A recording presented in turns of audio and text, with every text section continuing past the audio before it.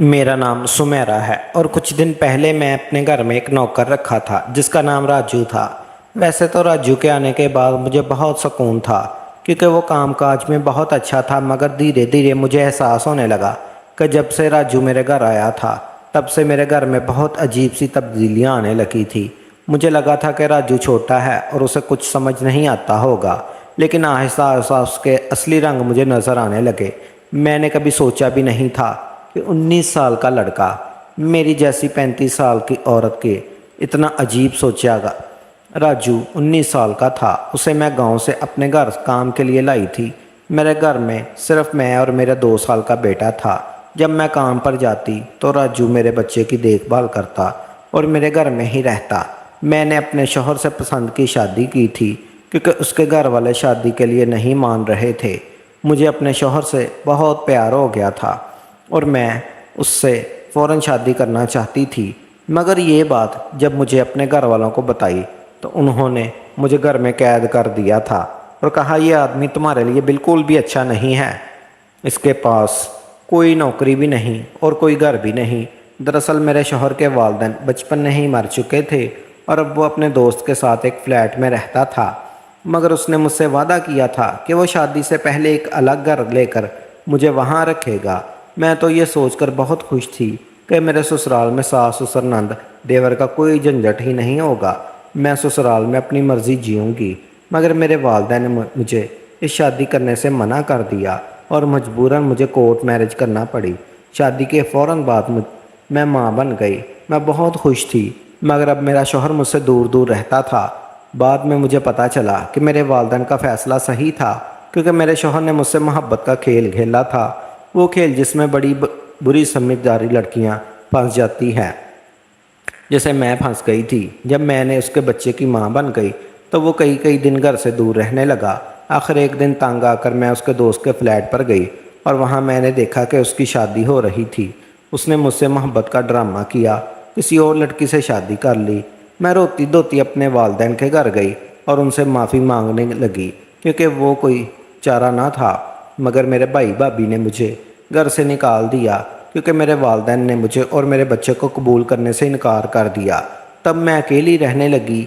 मैंने एक जगह नौकरी तलाश कर ली और अपना खर्च खुद उठाने लगी। मेरी तनख्वाह अच्छी थी, इसलिए मुझे कोई फ़िक्र नहीं थी।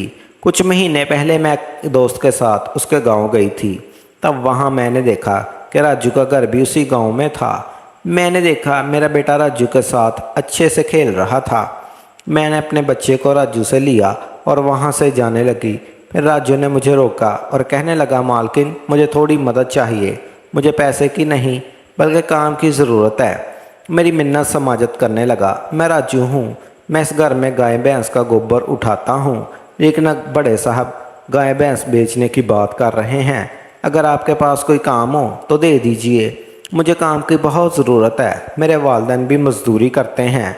तब मैंने कहा, मेरे बच्चे की देखभाल का काम है, लेकिन इसके लिए तुम्हें शहर जाना होगा। उस काम के लिए मैं तुम्हें इतने रुपए महीने दूंगी। राजू मेरे साथ शहर आने के लिए तैयार हो गया।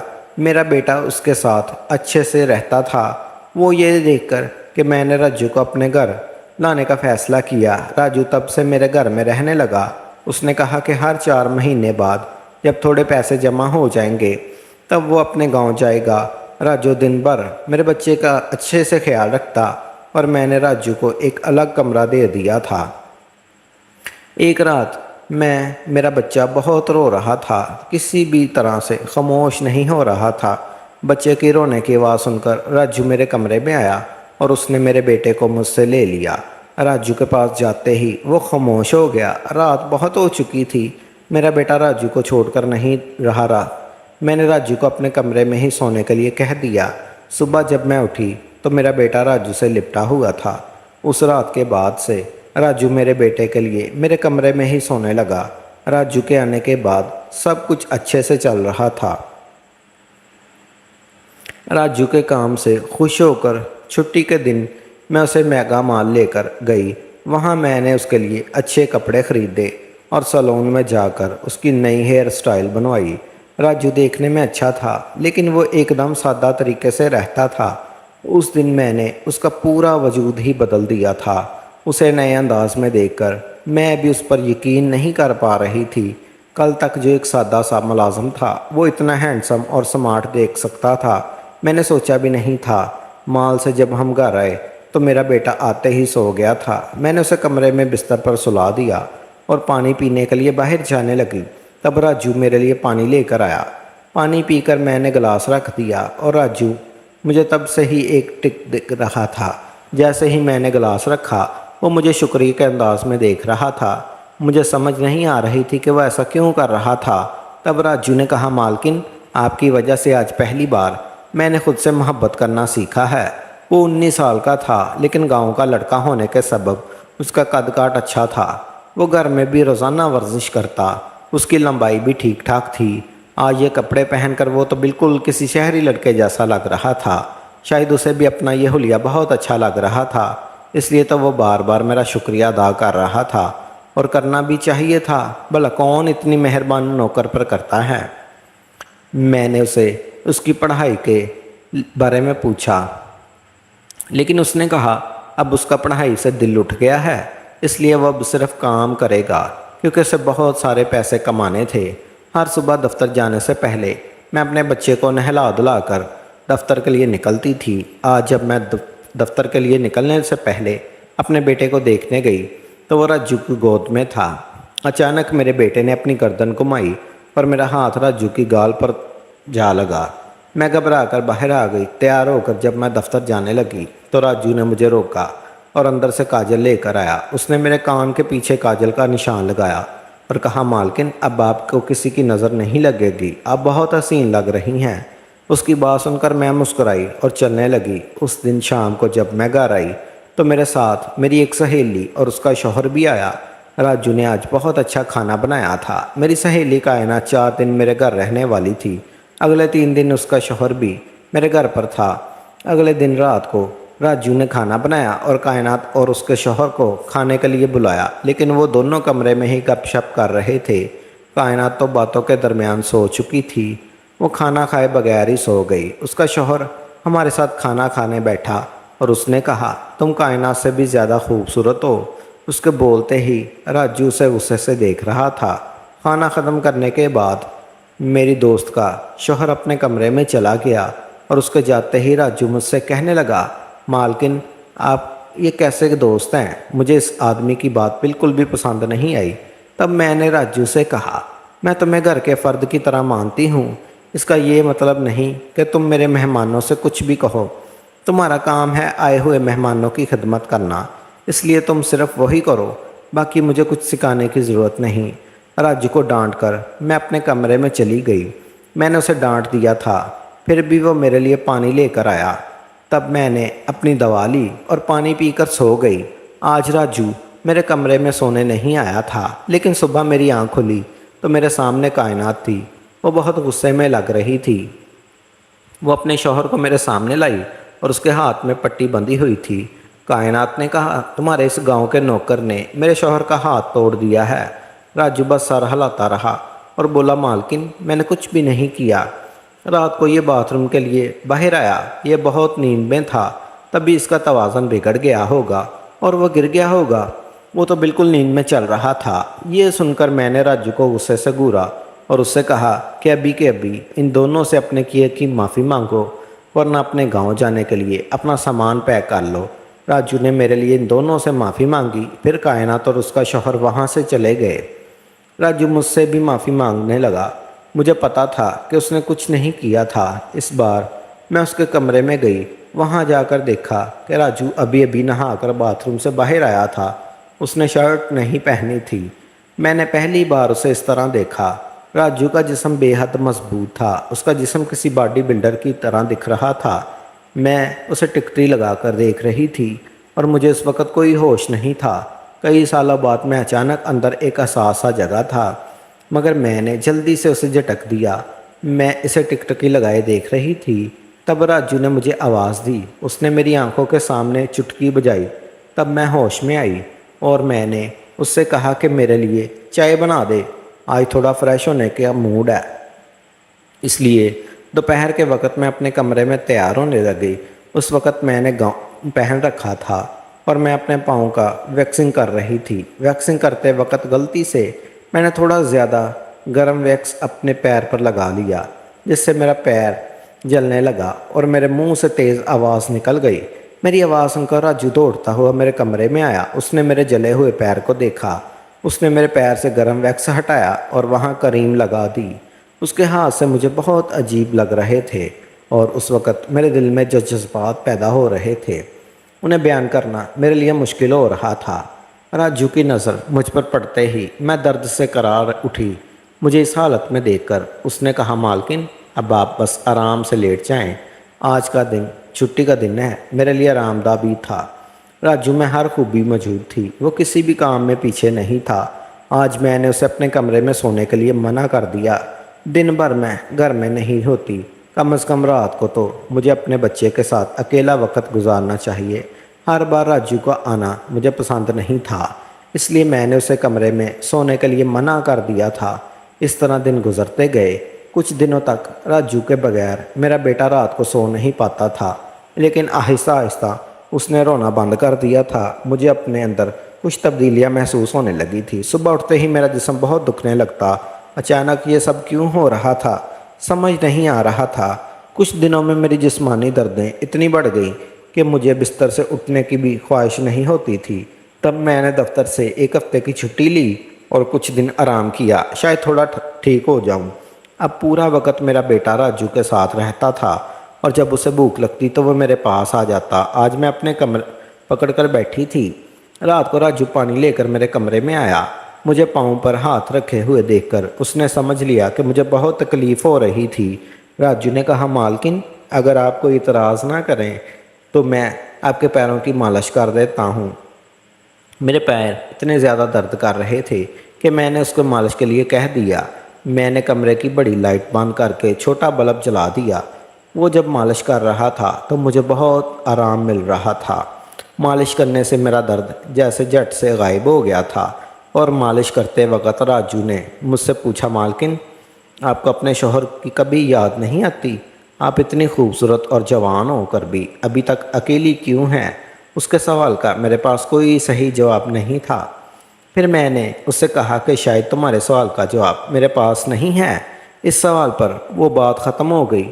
راجو کی مالش سے مجھے اچھی نیند آ گئی تھی، مگر راجو کی بات نے میرے دل پر بہت اثر کیا تھا۔ مجھے میرا شوہر شدت سے یاد آنے لگا تھا۔ اس دن میں نے دن بھر اپنے ذہن کو کسی نہ کسی کام میں مصروف رکھنے کی کوشش کی، لیکن رات کی تاریکی میں مجھے اپنے شوہر کی بہت یاد آ رہی تھی۔ آج وہ میرے ساتھ نہیں تھا، لیکن وہ میرے بچے کا باپ تھا۔ اپنے بیٹے کو دیکھ کر مجھے اس کی یاد آتی تھی اور آج میں اپنے جذبات کے چھپا نہیں پائی تھی۔ میں اپنے کمرے میں زور زور سے رونے لگی۔ بیٹا پاس میں سو رہا تھا، اس کا بھی مجھے خیال نہیں رہا۔ میں نے آج اپنی دعائیں بھی نہیں لی تھی۔ راجو پانی لے کر میرے کمرے میں آیا۔ مجھے روتے ہوئے دیکھ کر اس نے مجھے پانی پلایا۔ جب میں خاموش ہوئی تو اس نے مجھے دوائیں دی اور میرے رونے کی آواز سے میرا بیٹا ہلکا ہلنے لگا۔ وہ جاگ نہ جائے اس لیے راجو مجھے اپنے کمرے میں لے گیا۔ وہاں جا کر میں رونے لگی اور اسے اپنے شوہر کے بارے میں بتایا۔ راجو، میں نے اپنے شوہر سے لو میرج کی تھی کیونکہ میرے والدین اس سے شادی کے لیے نہیں مان رہے تھے۔ مجھے اپنے شوہر سے بہت پیار ہو گیا تھا اور میں اس سے فوراً شادی کرنا چاہتی تھی، مگر یہ بات اپنے گھر والوں کو بتائی تو انہوں نے مجھے گھر میں قید کر دیا اور کہا کہ یہ آدمی تمہارے لیے بالکل بھی اچھا نہیں ہے، اس کے پاس کوئی نوکری نہیں ہے اور کوئی گھر بھی نہیں ہے۔ دراصل میرے شوہر کے والدین بچپن میں ہی مر چکے تھے اور اب وہ اپنے دوست کے ساتھ ایک فلیٹ میں رہتا تھا، مگر اس نے مجھ سے وعدہ کیا تھا کہ وہ شادی سے پہلے ایک الگ گھر لے کر مجھے وہاں رکھے گا۔ میں تو یہ سوچ کر بہت خوش تھی کہ میرا سسرال میں ساس سسر نند دیور کا کوئی جھنجھٹ ہی نہیں تھا۔ میں سسرال میں اپنی مرضی جیوں گی، مگر میرے والدین نے مجھے اس سے شادی کرنے سے منع کر دیا تھا اور مجبوراً مجھے کورٹ میرج کرنی پڑی۔ یہ کہتے ہوئے میں پھوٹ پھوٹ کر رونے لگی تھی۔ ایسا لگتا تھا کہ میں نے اپنا ہوش کھو دیا تھا۔ میرے رونے کا سبب سن کر راجو بھی خاموش ہو گیا تھا۔ میں مسلسل اپنے آنسو پونچھ رہی تھی۔ تب راجو نے کہا، مالکن مجھے معاف کر دیں، مجھے یہ سب پتہ نہیں تھا۔ پھر میں اپنے کمرے میں آ کر سو گئی۔ پھر اگلے دن کائنات مجھ سے ملنے گھر آئی تھی۔ اس نے راجو کی طرف دیکھا اور کچھ دیر بات کرنے کے بعد کائنات چلی گئی اور مجھ سے کہا کہ اپنے نوکر کو جلد از جلد یہاں سے نکال دو۔ میں نے اس پر زیادہ توجہ نہیں دی تھی۔ پھر اگلے دن میرے شوہر کا فون آیا اور اس نے مجھ سے بہت ساری باتیں کی اور کہا کہ وہ مجھ سے ملنا چاہتا ہے۔ شاید میں اب بھی اس سے پیار کرتی تھی، اس لیے کسی کو بتائے بنا اس سے ملنے کے لیے تیار ہو گئی اور میں نے فیصلہ کیا کہ میں صبح اپنے شوہر سے ملنے جاؤں گی۔ رات کے کھانے کے بعد راجو نے میرے لیے پانی کا گلاس رکھ دیا اور میں نے اپنے بیٹے کی طرف دیکھا اور وہ سو رہا تھا۔ میں نے اپنے کمرے کی لائٹ بند کر دی۔ کچھ دیر بعد مجھے اپنے کمرے کا دروازہ کھلنے کی آواز آئی۔ میں خاموشی سے سب کچھ دیکھ رہی تھی۔ راجو میرے کمرے میں آیا۔ وہ میرے قریب آیا اور دیکھنے کی کوشش کی کہ میں سو رہی ہوں یا نہیں۔ پھر اس نے میری طرف دیکھا اور مجھ سے کچھ کہے بغیر جانے لگا۔ یہ دیکھ کر میں چونک گئی، لیکن صبح جب میں اٹھی میرا سر زور سے چکرا رہا تھا اور میں کافی دیر سے اٹھی تھی۔ شاید میرا شوہر میرا انتظار کرتے کرتے چلا گیا ہوگا۔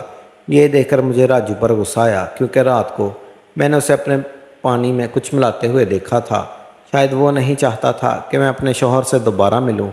مجھے راجو پر شک ہونے لگا۔ میں نے اس سے کہا، تم میرے گھر سے ابھی کے ابھی چلے جاؤ۔